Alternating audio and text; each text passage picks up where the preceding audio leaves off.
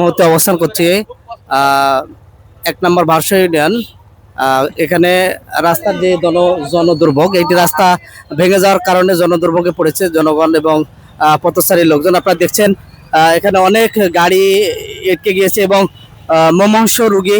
আমরা পিছনের যে হচ্ছে অটোটি দেখতেছেন, ট্রাকের পিছনে এটিতে একটি হচ্ছে প্রেগনেন্সি প্রেগনেন্সি রোগী আছে। এখানে ডেলিভারি হয়তো বা এক্ষুনি হয়তো বা সমস্যার মধ্যে আছে, হয়তো বা এক্ষুনি ডেলিভারি হয়ে যেতে পারে।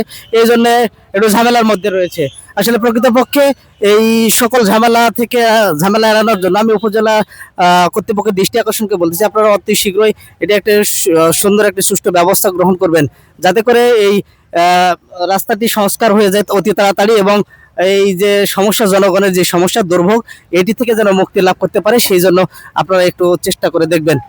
আজকে যে জন দুর্ভোগ, রাস্তার বেহাল অবস্থা, বর্ষার কারণে আসলে একটি পিচ নষ্ট হয়ে গিয়ে এখানে আপনারা দেখছেন 2টি ট্রাক অবরুদ্ধ অবস্থায় রয়েছে। এই ট্রাক অবরুদ্ধ অবস্থায় হওয়ার কারণে কিন্তু আজকে এই সাধারণত মূলত এই লোকজনের জনভোগান্তি। এই জনভোগান্তি থেকে রক্ষা পাওয়ার একটি মাত্রই উপায় হচ্ছে এই রাস্তাকে পুনরায় সংস্কার করা।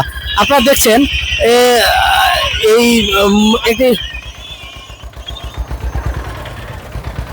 এটি যদি সংস্কার না হয়, তাহলে দেখা যাচ্ছে যে এখান থেকে দুর্ঘটনার প্রকট আরো বৃদ্ধি পাবে।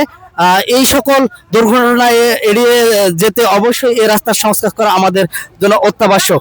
আপনারা প্রকৃতপক্ষে এটি দেখভাল করবেন। যেখানে এলজিডিপি রয়েছে, মান্দা উপজেলা যেই এলজিপি সংস্থা রয়েছে, আমি তাদেরকে দৃষ্টি আকর্ষণকে বলছি, আপনারা অতি শীঘ্রই এটির সুরাহা করবেন এবং ব্যবস্থা করবেন, এই আশা ব্যক্ত করতেছি।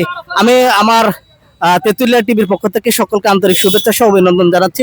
আগামী দিনে যেন এই সকল কর্মকাণ্ড থেকে সাধারণ মানুষ মুক্তি পায়, সেই প্রত্যাশায় জ্ঞাপন করছি। আসসালামু আলাইকুম।